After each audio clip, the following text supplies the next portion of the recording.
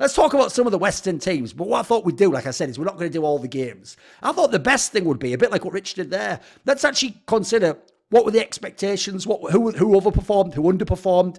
Would you change something in these teams? Do they have to change something? Like, for example, one thing I'll just throw out there, it's a general trend, aside from maybe actually G2 Yaiku, generally I'm a critic of. One thing I'm getting pretty bored of is, this rookie's fire from the ERLs. I just won LEC. Ha ha, I'm a genius. Go international. Oh, he's only a rookie. Then, by the way, in the West, you're allowed to fail 2 years, by the way. He's only had 3 worlds. You know what I mean? Like, then I go and watch motherfuckers like Pays, and it's like, mate, he was born 5 minutes ago and he's carrying the team fight. Like, what are these standards? What expectation levels are we talking about? Like, the joke is the gap is conceptually in your head, guys. So let's pick a team. I'll let you start, Ditch. Pick a Western team and give me some thoughts. Like I say, expectations, who overperformed for you, underperformed. Would you change someone out? Is there a flaw to the team? Yeah, I guess I'll go with Mad. Okay. Very much flamed at this tournament, I notice. Yeah, and the irony of Mad, of course, which is always going to come back to bite them, was them doing that parody video apologising for attending the international tournament. That's sort of a bit them, I can't lie. It was really funny. It was well executed, but it's a little bit backfired. You are right. You are right. I mean, if you was just legit in it, I know. Yeah, if you woke up from a coma and said they put this out last night, you'd be like, all right, okay, yeah, that works.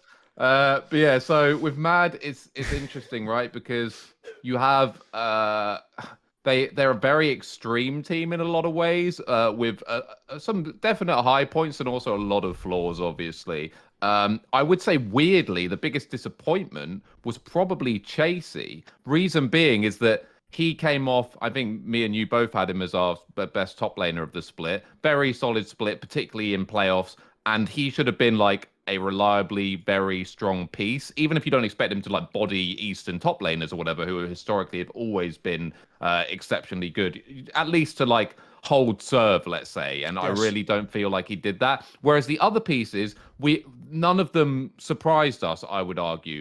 Elyoya is by far their best player, and they clearly identified their win condition towards what you both suggested as well, which is, we're going to go hard early. We're going to put him on the Lee Sin. We can't match what the Asian teams are doing with scaling. So surely the best possible win condition is Elyoya pops off on Lee Sin or something like that. Makes complete sense, right? And by the way, Elyoya did actually play very well in certain games. So he was a known quantity. Then you go to the bot lane and it's like, okay, you've got the Jekyll and Hyde bot lane. That's never going to work in best of series against Asian teams, right? Because their highs are not as high. In fact, their highs are probably not as high as the floor of these Eastern bot lanes, and their lows are really fucking low. So Hylissang, it looks a bit more like traditional Hylissang and not as much as the stable Hylissang he actually kind of was in LEC, just because he's being put under so much pressure by superior bot lanes. So they're again kind of like known quantities, and just neither of them are just that good. They're both decent players in their own right at this point of their career, but they're not that good. And then we come to the biggest problem child on this team, which is obviously Nisqy, who is always perpetually in every MVP conversation for whatever reason on a domestic level. But he is the ultimate gatekeeper in terms of a player level of anyone I can think of. This guy, it's if you are not as good as Nisqy, you're just not it. You're just not going to make it at a really top level. You're just not. And if you're at his level, unfortunately, you're probably not going to do that much better. You'll be able to be, decent and compete domestically into certain matchups, certain team styles or whatever. And, you'll even be given a jungler as elite as Elyoya. People may think of you as the best mid laner for some reason. But really, you've got to be better than Nisqy to perform at a top international level. You do. He's just not that good. He is a 7 out of 10 mid laner, again, in the context of Elite League of Legends, who every now and then on certain picks and so on can go slightly beyond that. But unfortunately, again, mid is just a position in international play where that is nowhere near good enough. And the only mid laner who was probably worse than him at this tournament, sort of pound for pound, was Caps.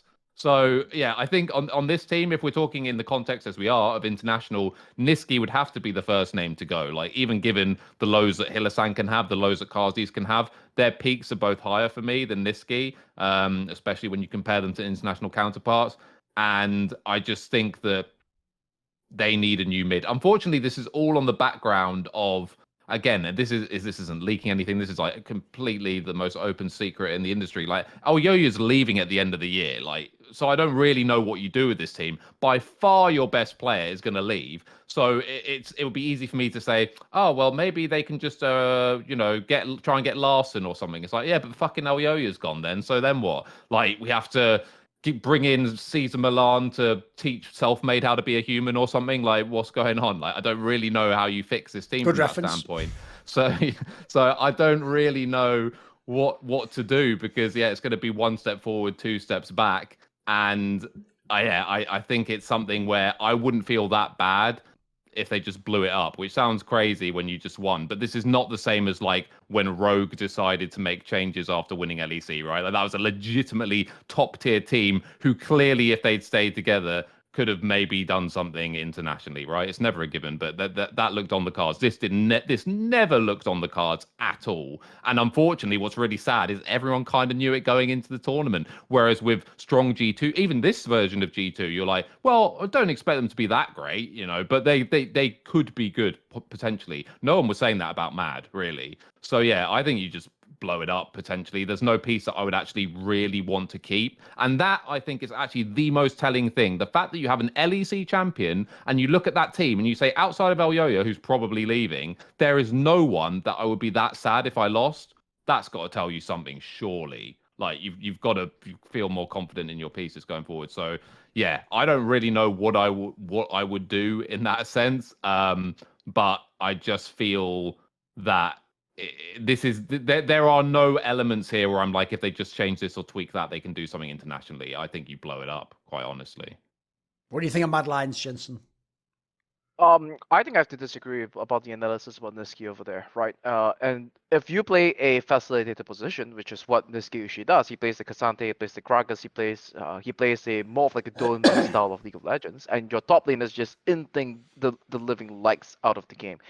It's very difficult for you to look good in any capacity, right? It's like Yakao. Sorry, not the Yakao example is a bad one, because that's the one where he was playing badly. But if Chasey is playing his lane under par, if your bot lane is a Jack and Hyde bot lane half the time, you aren't really sure what's going to be happening over there, and then there's individual skill differences happening in the side lanes. The only person you can really play for ends up being a jungle, who also has to eventually play into one of those side lanes as well. So I wouldn't look at this international thing and use that as a black mark on Niski's performance. If I were to look at this team, I would have to say that so once again is looking at this from a coaching lens, right? The problem person in this international tournament was Chasey. Is this something that we have to change? Is this something that could be fixed in the future? Is it because he felt sick? He's feeling pressured because he's playing against other Korean top laners and things like that? Or what's causing this big underperformance? Do we necessarily need to make a change over here? And of course, the simplest answer is this person played badly, so therefore we have to change him. But it's one of the things where I think he showed enough during the regular split of the LEC, where if this team wants to continue to do well, I'd say that once again there might be a little bit of the double standards, right, in terms of like talking about giving him more time. But I think that has to be what happens here for this team, right?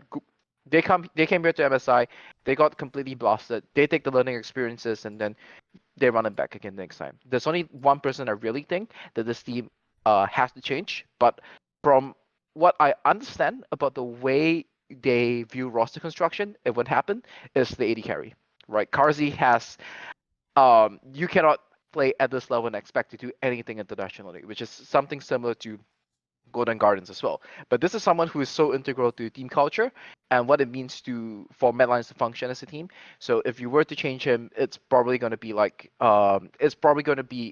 it wouldn't necessarily be a strict upgrade, because while you might upgrade in terms of skill, you lose the other intangibles that the coaching staff likes to talk about that might actually help the team recover from 8th place and win the LEC split in itself. And there's always that aspect of the game to it as well. Right, can I just ask just a tiny retort?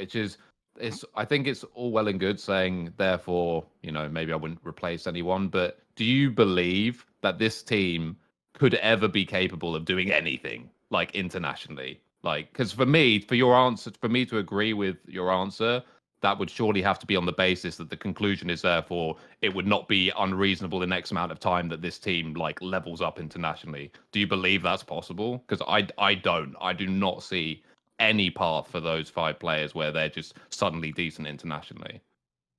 I would say that the expectations of this team would not be to do well internationally. The expectations for the team would be to qualify. And then once they go internationally, they get 1 or 2 wins and they can celebrate those 1 or 2 wins. It's not the team that you're gonna have this, and with the budget that they have, at least once again, right, from a limited understanding of what I think they said it in interviews as well, is that this is not a team that is trying to make semis or finals at Worlds. This is a team that's trying to do well enough in the LEC, and then if they make Worlds, that is the prize itself. See more cool, funny, interesting clips based on topics from my content? Well, subscribe to this channel then, or, be a pleb and don't.